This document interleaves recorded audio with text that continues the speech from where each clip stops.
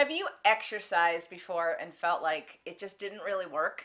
Like you walked for 5 days during the week and maybe you felt like you had more energy, but nothing really changed on the scale or with your body or in your clothes? I've been a personal trainer for 20 years and I can't tell you how many times I work with people who do the same exercises over and over again expecting different results. That is the definition of insanity. So when it comes to exercise, there actually is a science to exercise on all levels. And there are a lot of myths also with exercise about things that people think, like for instance, that the best way to burn calories and burn fat is cardio. Wrong. In the Invisible Fitness Formula, we cover all of the most efficient ways for you to get smart exercise.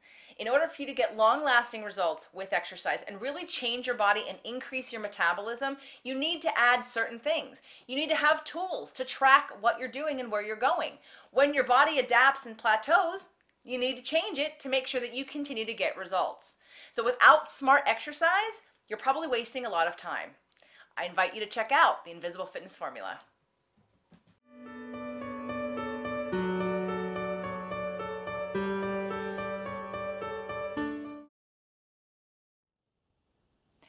Today's show, how to build your own home gym. Make sure you also have a furry friend with you to exercise. It's always more fun to have some attention on the floor.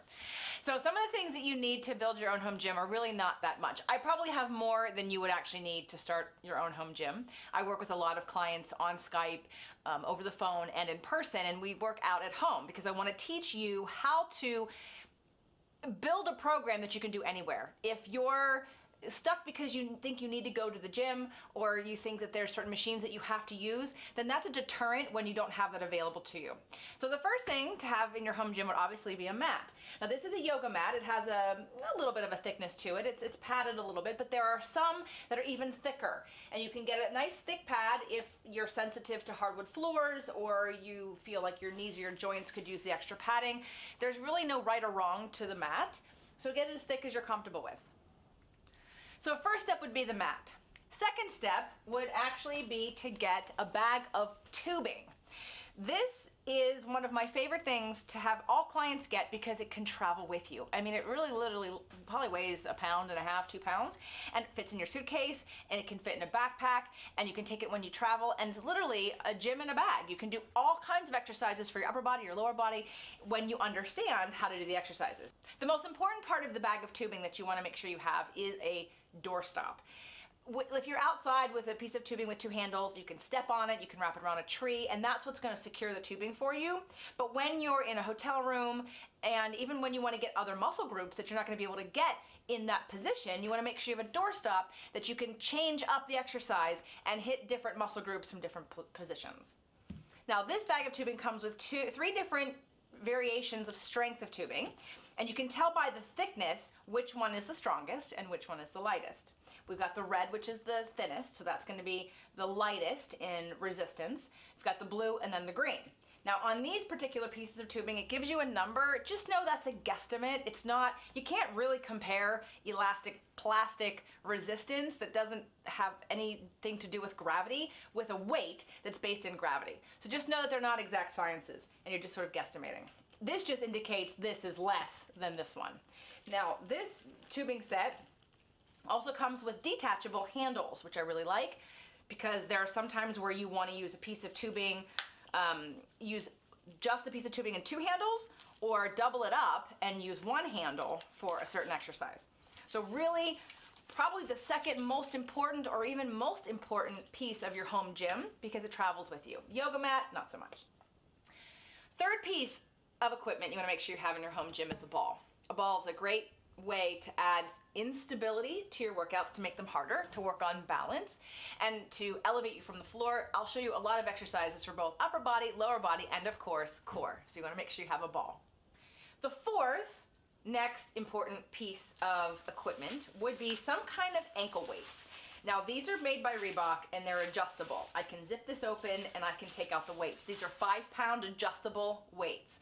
I'd recommend at least 5 pounds adjustable for all women, and if men are working out with you and you're building this home gym for both you and your husband, or if there's 2 men, get 10-pound adjustable weights. And if you're a more advanced exerciser, regardless if you're male or female, get 10-pound adjustable ankle weights, because you can use these not only on your ankles but also on your wrists. So we can supplement adding more resistance to different things without having to buy a whole big piece of equipment.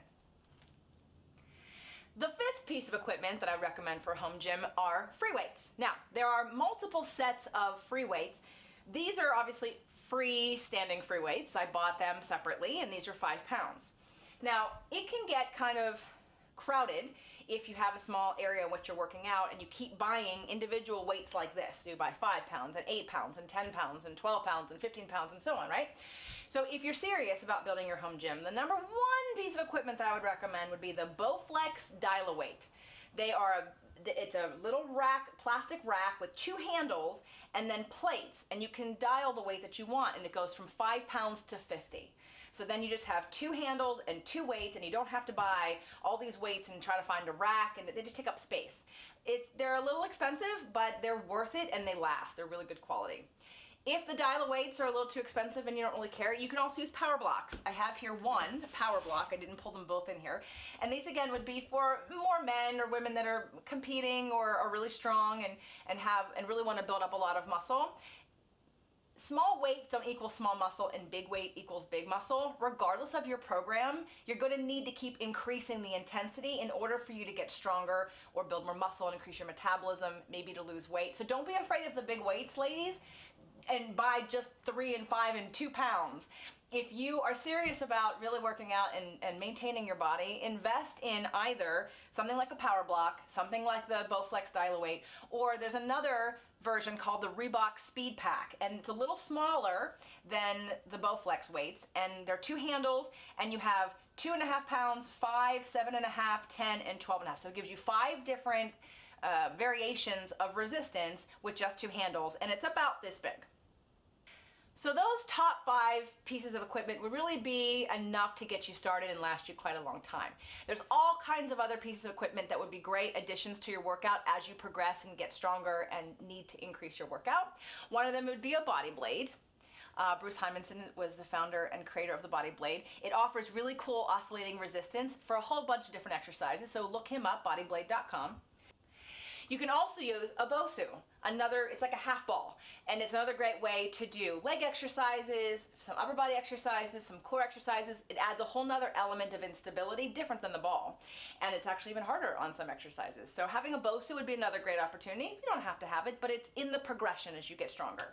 And the last thing that I would recommend for a home gym, for resistance training reasons or for using it to utilize different leg exercises, would be a step, like a traditional Reebok step with risers on it.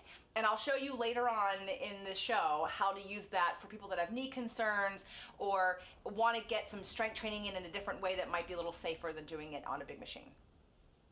So hopefully now you're not intimidated and you realize that you can get a great workout at home, and that some of the stuff even travels with you. So there's really no reason to get your workout in except that you don't know what to do. And in that case, reach out and get some help. You're welcome to just continue following Movement Mondays. I'm going to start building programs for you, but if you need a little more extra help, make sure to reach out to someone like me or a certified personal trainer or even a physical therapist to help build you a more specific program so that you can get the results you're looking for.